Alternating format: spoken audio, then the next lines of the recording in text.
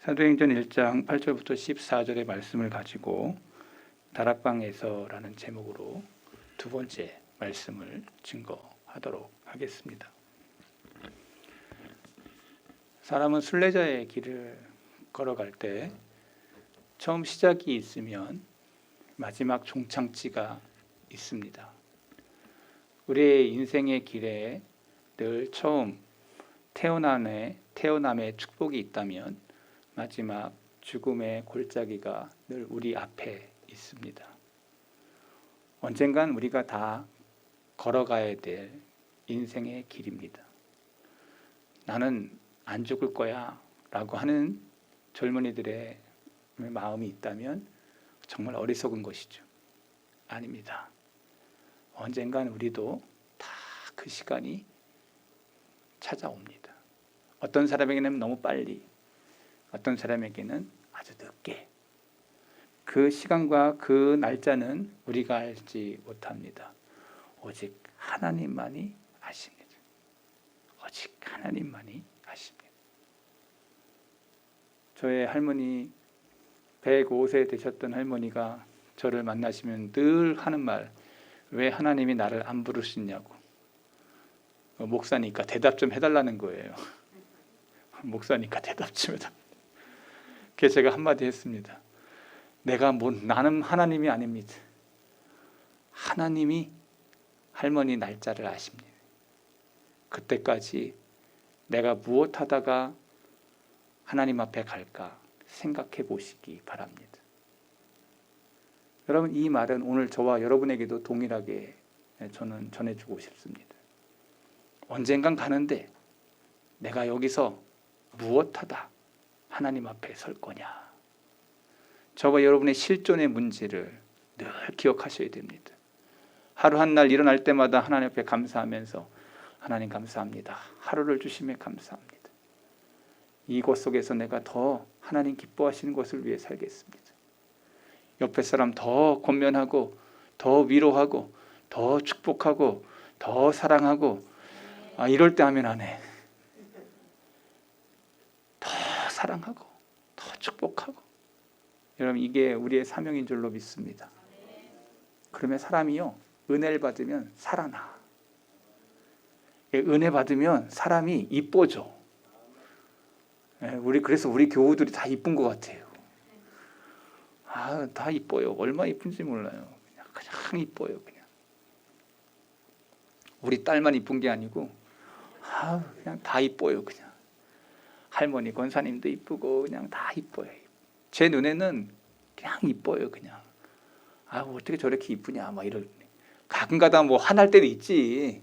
왜 없어? 있지. 근데 그냥 좋은 거야. 그의 영혼이 새롭고 그의 영혼이 주님을 바라보고 있고 그의 영혼이 하나님 앞에 서려고 하는 그 모습이 그냥 이쁜 거야. 저에게 목회자로서 부름받고 하나님이 주신 사랑이 제 마음에 있어서 제가 타인의 우리 교우들을 향한 그 사랑이 많이 있어야 되는데 제가 이게 은혜를 많이 못 저거 해서 그런지 그래도 제 마음에 늘 사랑하는 마음은 있다. 늘 교우를 바라보면서 그냥 설레는 마음이 있고 그래. 주님의 정도 저 사람을 만난 건 하나님이 나에게 주신 축복이야. 저 사람이 하나님 앞에 더 크게 자라기를 위해서 네가 해야 될 일이 있어. 말씀의 꼴을 먹이고 믿음의 성장이 있고 믿음의 전진이 있고 믿음의 진보가 있고 믿음의 성숙이 있고 믿음으로 살아가는 그 증거를 삶으로 드러나는 그것 속에 너가 통로로 쓰임받는 목회자가 바로 너야. 주님은 저에게 권면하시는 것 같습니다. 여러분, 누가 누구를 만났을 때 그 사람의 인생의 전환점이 되는 것은 사람으로 인한 것입니다. 누구를 만나느냐 인생에. 여러분, 그렇지 않습니까? 세상에서도 여자 팔자, 상팔자 이런 말 합니다. 어떤 남자 만나는 짠에서 인생이 바뀐다. 여자가. 그런 거 아멘 안 해도 돼요. 바뀌어. 사람으로 인해서 바뀌는 거예요. 여러분, 우리가 안 한 것처럼 12제자, 11제자가 지난 시간에 이야기했지만 이들이 누구를 만났냐? 하나님의 아들 독생자 예수 그리스도를 만남으로 그들이 사도 반열에 이르렀고 위대한 하나님의 꿈을 꾸는 자들이 되었고 하나님의 귀한 도구로 쓰임받는 자들이 되었다. 저와 여러분들 마찬가지입니다. 저와 여러분이 성경의 말씀을 통해서 예수님을 인격적으로 만났다면 저와 여러분들도 사도들을 변화시킨 그 주님이 여러분들도 변화시키실 줄로 믿습니다. 그래서 오늘 다락방 두 번째 이야기를 같이 나누려고 하는데요. 지난 시간에 제가 11명의 제자들이 어떻게 주님을 만나 놀라운 하나님의 사람들이 되어서 변화되었냐. 그 기독교 예배 처소에 모였던 그 예배자들의 면목들을 제가 이야기했습니다. 그리고 그 다락방에서 최초의 모임의 특징이 뭐였냐? 통일성이었다는 것이죠. 마음을 같이 하고 뜻을 같이 하고 힘을 모아서 하나님 기뻐하시는 것으로 마음을 모은 자들이 바로 그 다락방에 모였던 사람들이었다는 거예요. 오늘 성덕의 교우들 이곳에 모인 이유가 뭐냐? 하나님 앞에 전심으로 나아가는 예배자의 모습으로 저와 여러분이 이곳에 모인 줄로 믿습니다. 여러분, 이게 되게 중요해요. 내가 지금 여기 있다는 거. 지금 여기. 여기서 뭐해? 하나님 앞에 예배드리고 있습니다. 예배드리고 있어.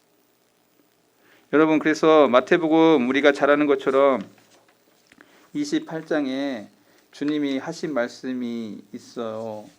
뭐라고 말씀하셨습니까? 내가 너희에게 분부한 모든 것을 가르쳐 지키게 하라. 볼지어다 내가 세상 끝날까지 너희와 항상 함께 있으리라.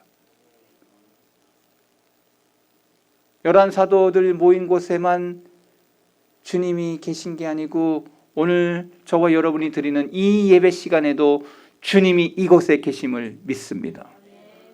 저와 여러분이 분명히 인지하셔야 돼요. 여러분 예배 드리는 그 자리에 주님이 계세요. 그래서 주님 말씀하셨어요. 두세 사람이 모인 곳에 내가 있다고.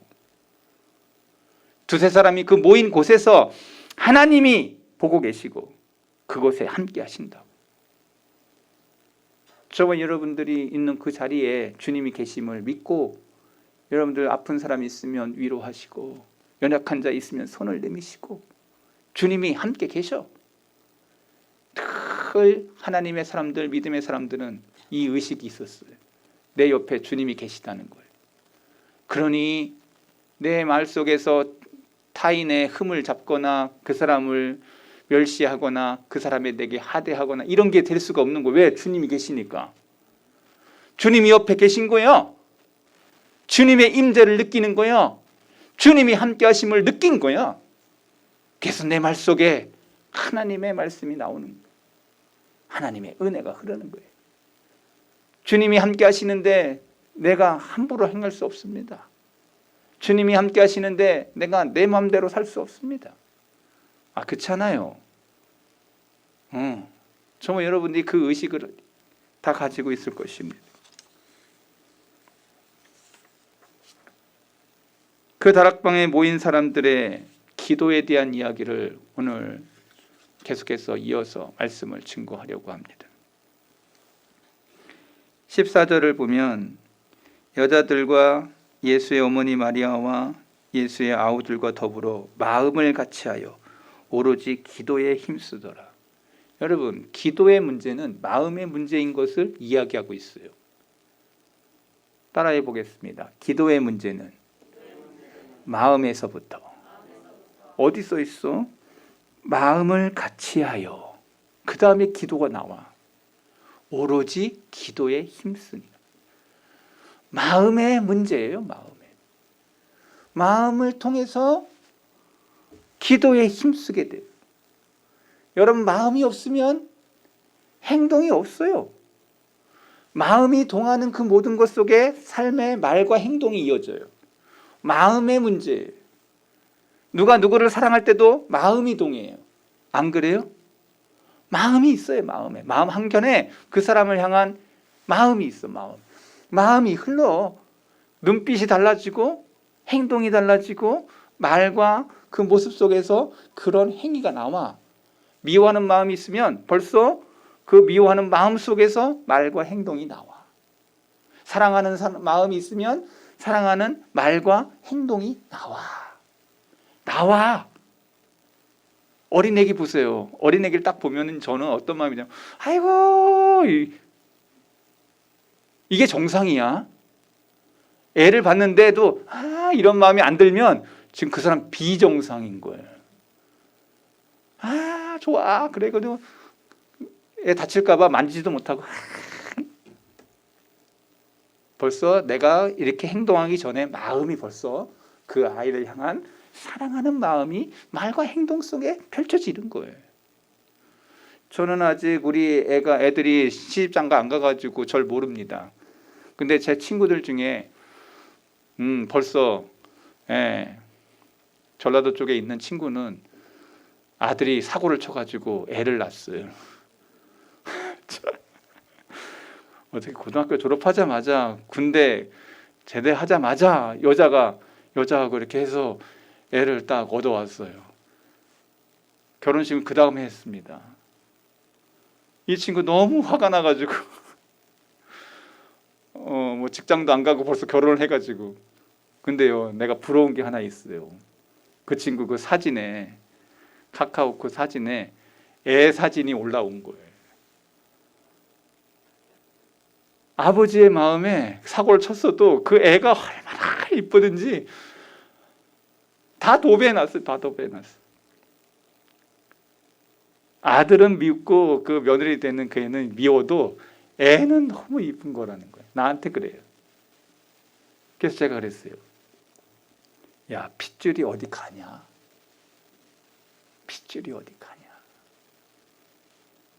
여러분, 그 아이의 향한 마음이 벌써 그냥 다 녹는 거예요. 그래서 결혼시켜가지고 또 공부도 시켜가지고 사람을 만드는. 아버지 말을 그렇게 안 듣던 그 아들이 결혼하고 나서 아주 말 잘 듣는데, 그래서 아주 열심히 산대. 직장도 구하고. 사람은 다 계기가 있습니다. 근데 왜 그러냐? 마음. 오늘 이 기도에 대한 이야기 속에서도 그들이 마음을 같이 했습니다. 기도에 힘쓸 때 마음을 같이 하는 것. 저와 여러분 기도하는 것 마음속에서부터 시작되는 겁니다. 인상적인 구절이 이렇게 돼 있어요. 그들의 기도가 그들의 위기에 처할 때마다 지속적이고 규칙적으로 행했다는 거예요. 한번 따라해 보겠습니다. 지속적이고 규칙적으로. 사도행전을 읽어보면 기도하는 것이 지속적으로 규칙적으로 위기에 당할 때마다 그 사람들이, 다락방에 모였던 사람들이 행했던 방식은 늘 기도하는 자리에 있었다는 거예요. 마음을 같이 해서. 이게 사도행전에 계속 흐르고 있는 기도의 메시지예요. 여러분이 사도행전을 읽는 사람들이니까 제가 늘 전제하고 여러분이 성경을 읽는 사람이다라고 생각하고 제가 말씀을 증거하는 거예요. 사도행전을 찾아보시면 그 사도행전에 모였던 그 사람들이 위기 때마다, 베드로가 끌려갈 때, 야고보가 죽임을 당할 때마다, 또 바울이 그렇게 사람을 죽이려 그렇게 교회를 핍박할 때마다 그들이 뭐 했냐? 마음을 같이하여 기도에 힘쓰니라 하는 게 지속적으로 규칙적으로 일어나는 일이었어요. 이것을 오늘 우리에게 적용해 보면, 여러분이 위기에 당했을 때 우리는 뭐 해야 돼? 마음을 같이하여 기도해야 되는 거예요. 여러분의 실생활 속에 어려움이 있어, 기도해야 되는, 기도하라고는 사인이에요. 여러분들 인생 속에서 위기가 닥쳤을 때, 여러분들의 형제 자매들이 위기에 닥쳤을 때, 여러분들이 내가 말 못할 그러한 감당할 수 없는 그런 일이 왔을 때 우리는 주님이 주시는 사인을 알아야 되는 거예요. 그때 기도하라는 거예요. 그때 깨어서 그의 영혼을 위하여, 그의 가족을 위하여, 그의 사람을 위하여 기도하는 거예요. 성경은 사도행전에 그것을 이야기하고 있어요. 지속적으로, 규칙적으로. 환난이 당하고 힘듦이 당하고 고통이 당할 때 규칙적으로 지속적으로. 그런데 어느 사람들은 예수님을 믿으면서도 기도 안 하는 사람들이 의외로 많아요. 사도행전에 계속해서 이 사인의 말씀이 이어져요. 여러분 이런 말이 있어요. 사도행전은 오늘 계속 쓰여지고 있는 것이.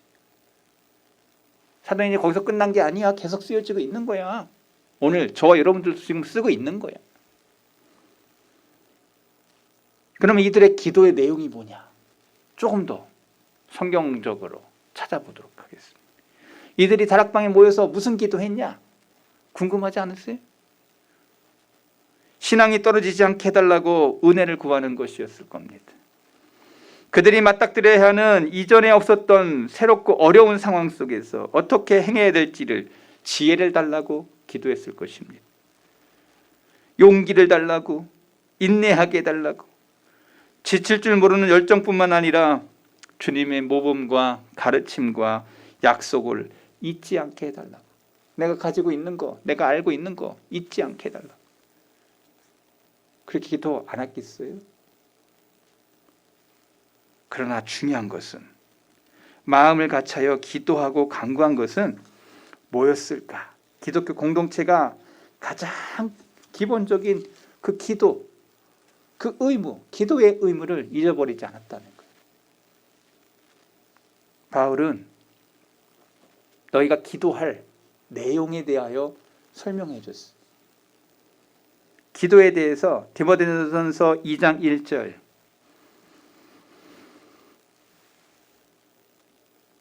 여기 떠야 되는데, 예, 그렇죠. 디모데전서 2장 1절 그러므로 내가 첫째로 권하노니 모든 사람을 위하여 간구하고 간구와 기도와 도고와 감사를 하되. 여러분 이게 너무 중요해요. 우리의 기도가 어떤 기도해야 되냐? 이렇게 얘기하고 있어요.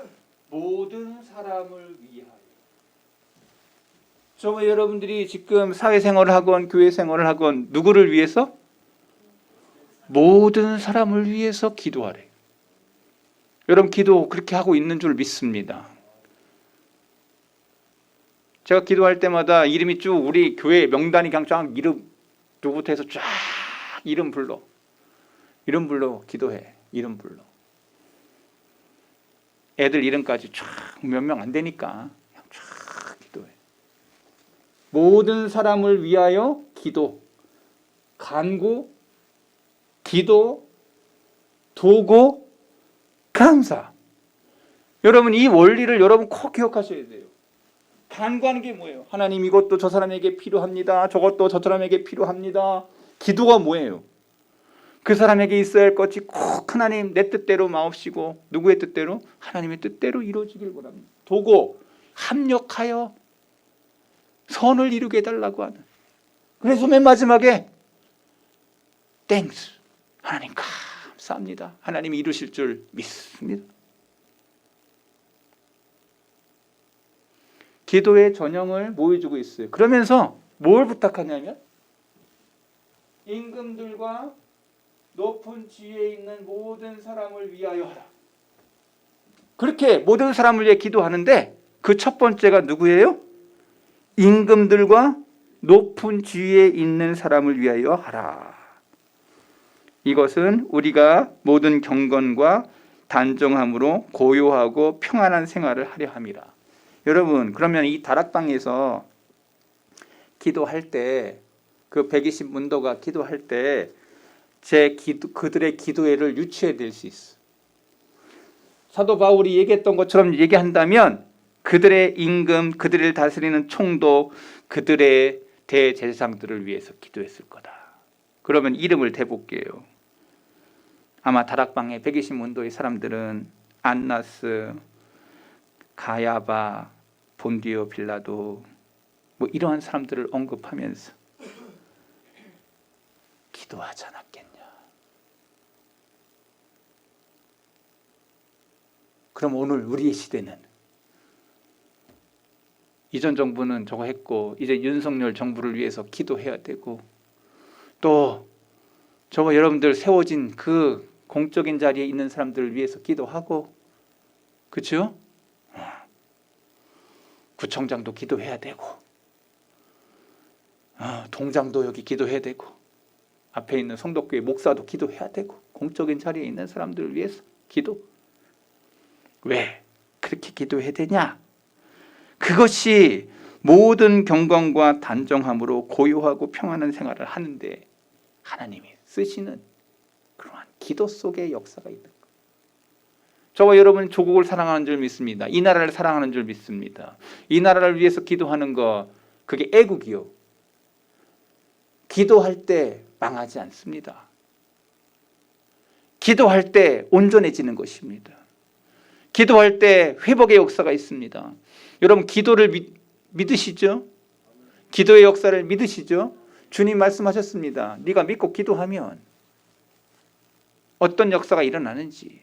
성경은 너무 많은 곳에서 기도의 역사를, 야베스라는 사람도 얘기하죠. 야베스가 이름이 고통인데 그가 가장 하나님 앞에 기도했더니 하나님이 그를 축복해 주셨어. 남들의 차이 추정에 불허하는 그러한 놀라운 축복을 하나님이 해줬어. 기도했더니. 여러분 내가 못 받는 거는 기도 안 해서 못 받는 거예요. 할렐루야. 저와 여러분 기도하셔야 돼요.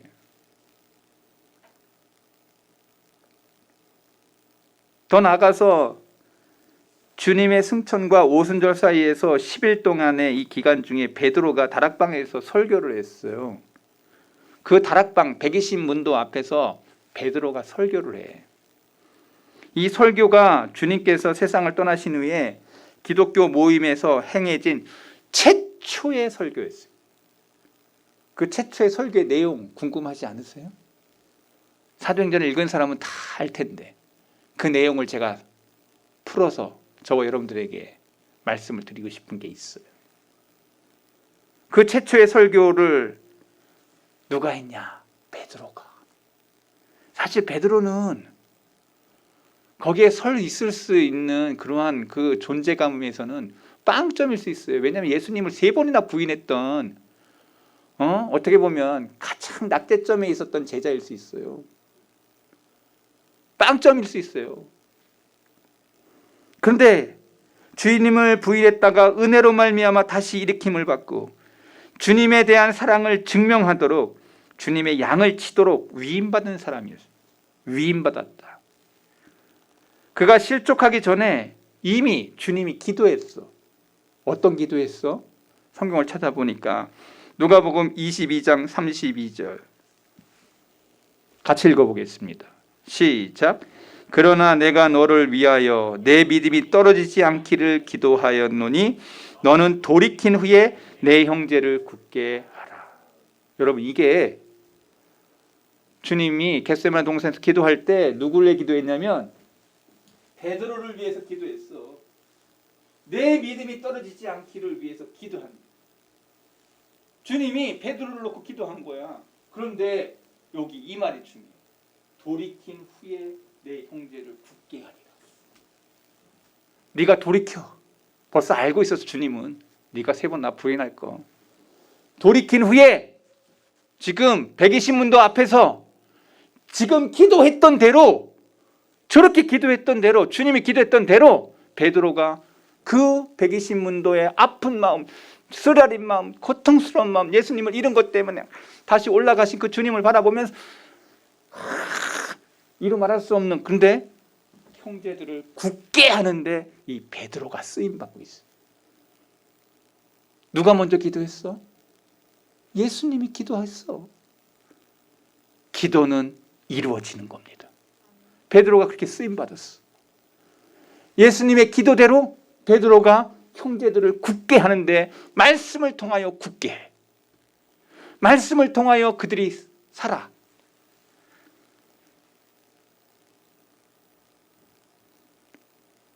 기도는 응답되는 것입니다. 주님의 기도대로 베드로가 이처럼 120명의 성도들 앞에 최초의 설교를 할 수 있었던 것은 그들을 주님이 기도했던 내 형제를 굳게 하도록 그것이 이루어지고 있어요. 베드로의 설교를 조금 더 찾아보면 베드로는 교회에서 신앙의 척도가 되는 하나님의 말씀을 굳게 서 있었다는 거예요. 성경이 응하였으니, 베드로의 설교를 잘 보면, 여러분이 1장에 쭉 보면 설교가 나오는데 베드로가 설교했던 그 내용이 이런 거예요. 이렇게 얘기해요. 성경에 응하였으니,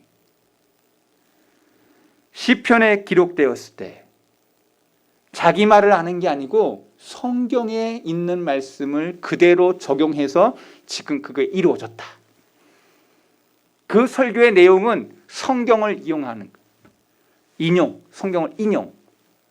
자기 얘기를 한 게 아니야. 성경으로 말씀을 증거하는 원리를 이야기했어요. 설교 시간에 세상의 감성팔이, 세상의 어떤 위로 다 좋다, 좋아요. 근데 그것은 하나님의 말씀이 아니에요. 여러분 그걸 분별히 하셔야 돼요. 뭐 얘기하고 입담이 있어가지고 목사님이 뭐 이렇게 쫙 인간의 어떤 거에서 심리학으로 뭐 어쩌고 해가지고 사람의 마음을 감동을 시켰어. 어떤 스토리를 가지고. 근데 여러분 분별하셔야 돼요. 성경 아니야. 성경 아니야. 그래서 그게 사람의 마음을 감성을 해가지고 은혜 받은 것처럼 여러분들이 흐뭇한 표정으로 집에 갔다고 해서 그게 성경이냐? 성경 아니야. 베드로의 설교의 주된 내용은 성경이 뭘 말하느냐였어요. 성경이 뭘 말하느냐. 성경이 무엇을 말하느냐? 그것이 핵심이었어요. 그것이 예수님에게 적용되었다. 그것이 예수님을 드러내게 했다. 예수님이 바로 우리의 구원자다. 베드로의 설교의 핵심이 바로 성경이었어요. 성경. 베드로가 교회의 최고 지도자들을 향해서 사도로 부름받은 가룟 유다가 무너진 것에 대하여 첫 번째로 그 설교 내용 중에 설교합니다. 여러분, 앞에 있는 목사들 타락하기 쉬운 존재예요. 가룟 유다도 넘어졌어. 가룟 유다도 넘어졌어. 하나님이 아들 독생자이신 예수님이 선택했어도 그 한 사람 한 사람은 약한 존재예요. 베드로의 설교를 보면 가룟 유다에 대하여 이 사람이 본래 우리의 숲 가운데 참여하며 이 직무의 한 부분을 맡았던 자라고 하면서 그의 비참한 종말에 대해서 말을 합니다. 목을 맸는데 떨어졌어. 근데 떨어졌는데 이렇게 배가 터졌어. 그래서 이게 오장육부가 다 터져서 나왔어. 비참하게 죽었어. 성경이 그걸 다 설명해. 여러분 성경을 읽어보니까 여러분 읽는 사람이니까 제가 설명하는 거예요. 아켈다마라, 그의 핏값에 대해서 그 던져졌던, 여러분 근데 중요한 게 뭐냐면은 이 사람, 그러면서 베드로가 뭘 얘기했냐면 유다는 제 곳으로 갔다라고 결론을 내려요. 베드로는 목회자들도 타락할 수 있다는 것을 가르쳐주고 있어요. 이것은 교회가 언제나 기억하고 있어야 될 내용들이에요. 어느 교회든지 역사 속에 목회자가 타락한 목회자들이 생겨나. 다 좋은 목회자들만 있으면 얼마나 좋겠어. 교회 안에 풍지팡파할 때 다 원인 제공자가 목회자들이었어요. 저도 늘 그런 생각해요. 슬프게도 이미 택함 받았어도 사도 하나가 타락했고 사도들의 후손인 오늘의 목회자들도 얼마든지 타락할 수 있고, 마치 아론의 직계 후손이었던 홈리와 비나스가 얼마나 타락했어요. 사무엘서에 얼마나 그것을 기록하고 있어요. 아론 자손이었어. 그 직계 자손이 안나스와 가야바였어요. 그들이 예수님을 죽였어. 그들이 예수님을 십자가에 못 박았어. 아론의 자손이요.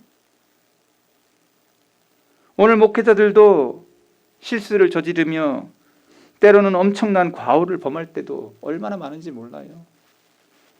제가 속해 있는 평양 제일로회 안에도 센세이션을 일으켰던 어느 목회자가 여자 문제로 인해서 교회를 사임할 수밖에 없었어요.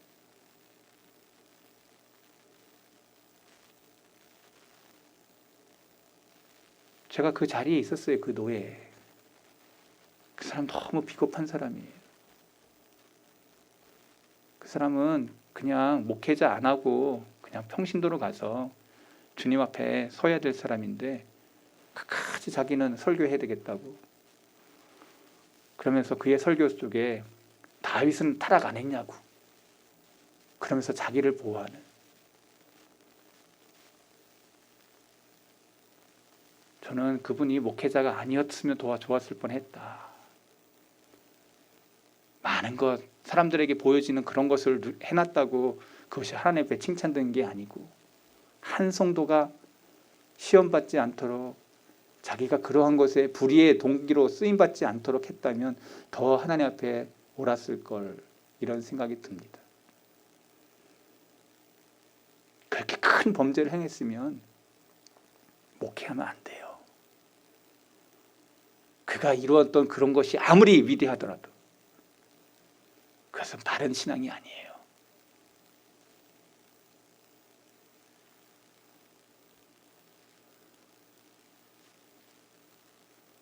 오직 성경만이 전적으로 신뢰할 수 있는 인도자라는 걸 여러분 꼭 기억하셔야 된다. 앞에 있는 목사를 너무 추종해서 너무 사랑해서 그 말씀에 그것에 권위가 있어서 그것을 따라가는 거, 여러분 그것 속에서 여러분 분별이 필요합니다. 성도들이 목사를 맹목적으로 추종해서도 안 되고 그의 말이 모두 사실인 것처럼 믿어서도 안 돼요. 저는 여러분들에게 권면합니다. 제가 이런 설교 몇 번 했어요. 아마 우리 성도계 교우들은 목사한테 속지 말라고 제가 몇 번 설교했어요. 이 앞에 있는 최 목사 언제든지 타락할 수 있는 사람이라는 거. 이렇게 설교를 하니까 우리 목사님은 좀 이상해 이러는지 몰라도 저는 여러분들에게 진실을 말합니다. 저와 여러분이 따라가야 될 것은 오직 성경만이 전적으로 신뢰할 수 있는 인도자라는 거. 사람은 언제든지 타락할 수 있는 거예요. 세 번째 생각해 볼 것은 유다가 버림을 받고 떠난 자리를 채우기 위해서 11 사도들이 더불어 일할 사람을 뽑자고 한 베드로의 설교 속에 나옵니다. 하나 골이 됐으니 다시 하나님의 사람을 세웁시다. 무너진 것이 있다면 다시 세움의 역사가 목회자가 해야 될 일이에요. 베드로는 확신에 차서 세상과 사탄과 멈출 수 없는 전쟁이 시작되었고 그러하기에 이 전쟁에 필요한 일꾼을 뽑을 필요가 있다고 증언하면서 비록 모범이 되어야 할 사람이 넘어졌다 하더라도 다시 채워야 된다고 하는, 다시 지켜야 된다고 하는, 저와 여러분이 신앙생활이 늘 승리할 수 없습니다. 넘어질 수 있습니다. 쓰러질 수 있습니다. 그러나 다시 세워야 됩니다. 여러분의 믿음을 다시 세워야 됩니다. 여러분의 헌신을 다시 세워야 됩니다. 리빌드예요. 리빌드. 여러분의 믿음, 여러분의 신앙, 여러분의 마음을 다시 리빌드, 다시. 베드로 사도의 설교는 다시 일어나야 됩니다. 라는 말씀이었어요. 베드로가 사도의 후계자요 목회자가 될 사람들은 어떠해야 되냐? 못 박아두고 있어요. 그의 설교에 그렇게 끝을 맺어요. 뭘로? 사도들의 후계자인 목회자들은 이거 설교해야 된다. 그 내용이 뭐냐? 그리스도의 부활의 증인으로. 한번 따라하겠습니다. 그리스도의 부활의 증인으로. 여러분, 이 부활의 문제를 증언하지 않는 목회자라면 그 사람은 가짜요. 예수 그리스도의 부활의 증인으로서의 목회자가 진짜 목회자예요. 복음이란 무엇입니까?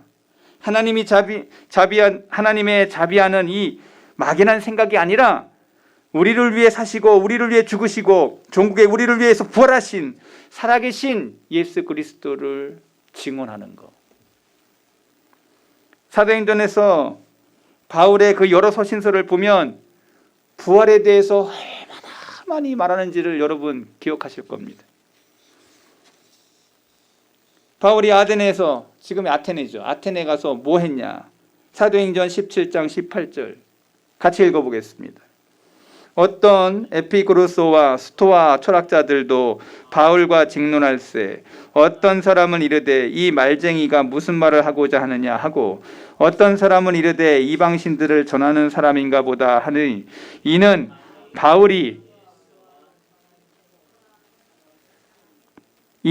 바울이 예수와 뭐를? 부활을 전하기 때문이라. 여러분 여기 예수님과 부활에 대한 이야기를 하는데 여러분 요걸 하나로 끝났으면 끝이 아니야. 고린도에 갔을 때 사도 바울이 고린도전서 15장 3절 떴어요. 같이 읽을 거예요. 내가 받을 것을 먼저 너희에게 전하였으니 이는 성경대로 그리스도께서 우리 죄를 위하여 죽으시고 그리스도께서 죽은 자 가운데서 다시 살아나셨다 전파하였거늘 너희 중에서 어떤 사람들은 어찌하여 죽은 자 가운데서 부활이 없다 하느냐. 그리스도께서 만일 다시 살아나지 못하셨다면 우리가 전파하는 것도 헛것이요 또 너희 믿음도 헛것이요. 자 여러분, 우리 믿음이 어떤 믿음이냐? 부활의 믿음을 믿지 않으면 다 헛거야. 바울이 그걸 얘기했어요. 우리의 믿음이 뭐야? 다시 부활한다는 걸 믿는 거예요. 예수님의 부활의 증인으로 복음을 전하지 않는다면 그 목회자는 목회자 아니야. 부활의 증인으로 증언하고 있다면 그 목회자는 진짜야. 예수님이 살아나시고 예수님이 부활하시고 예수님이 다시 오실 것을 믿는 그 믿음이 진짜인 거예요. 이걸 증언하는 목회자. 그래서 베드로가 그거 설교해요. 부활의 증인으로. 나는 이 부활의 증인이다. 그것 때문에 그는 옥살이 가고 그것 때문에 십자가 꼴을 지고 11 제자가 다 이 길을 걸어가. 부활의 증인으로. 고린도전서 15장 17절 그리스도께서 다시 살아나신 일이 없으면 너희의 믿음도 헛되고 너희가 여전히 죄 가운데 있을 것이요.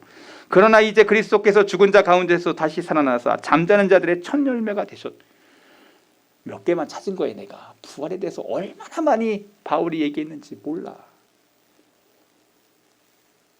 바울이 베스도 앞에서 아그리파 총독 앞에 왕 앞에서 총독 앞에서 왕 앞에서 뭘 얘기했냐? 사도행전 25장 19절 같이 읽어봐요.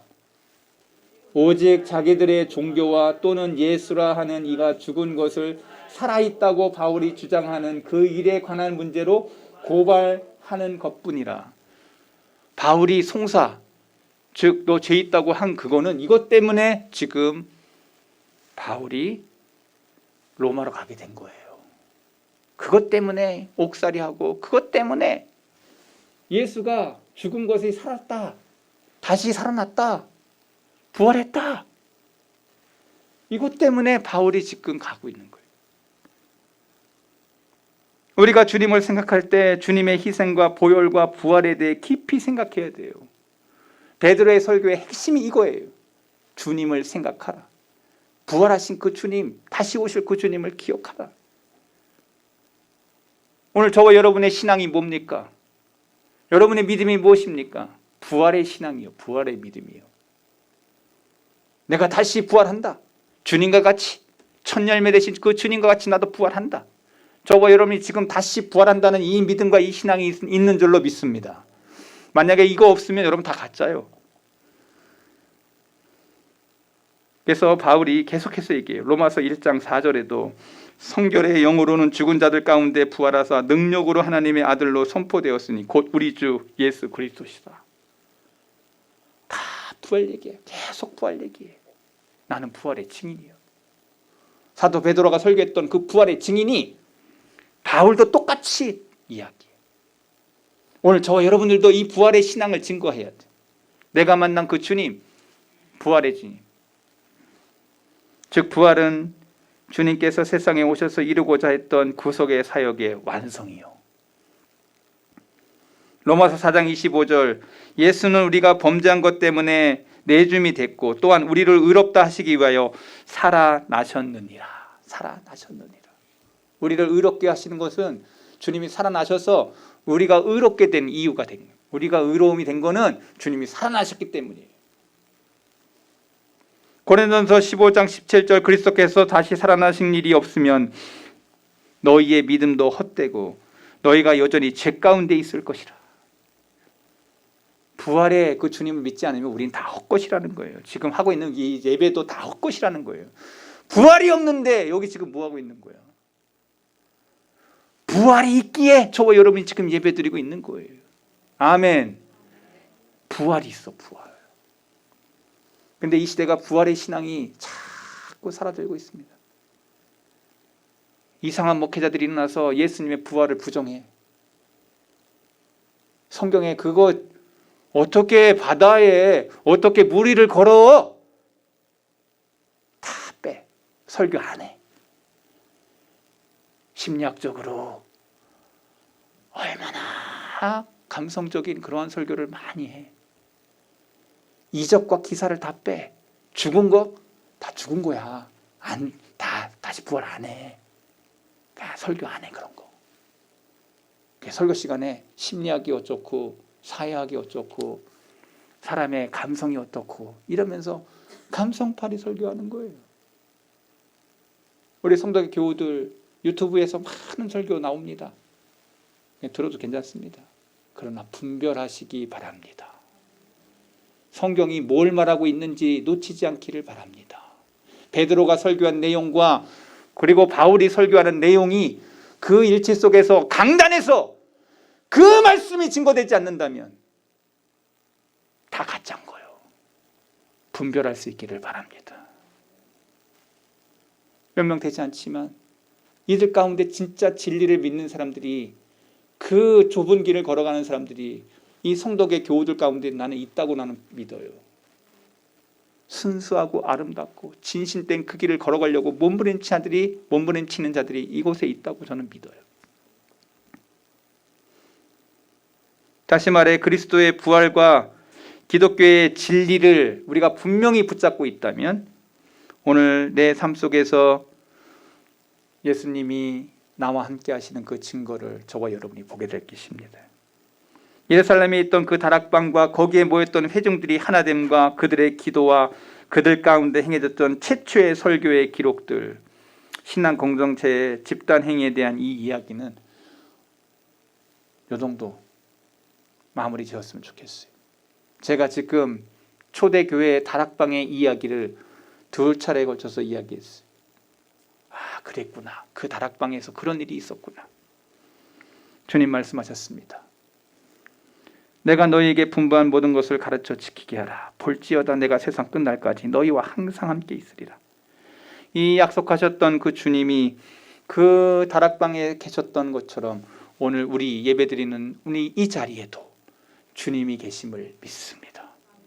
그 주님이 여러분들에게 분별의 능력을 주셔서 내가 어떻게 기도해야 되고 어떠한 것을 향해 달려가고 있고 내가 부활의 증인으로서 이 땅 가운데 뭐 하다 가야 되는지 진짜 그 울림이 저와 여러분의 영혼 속에, 여러분의 마음 속에 자리 잡기를 바랍니다. 하나님 아버지,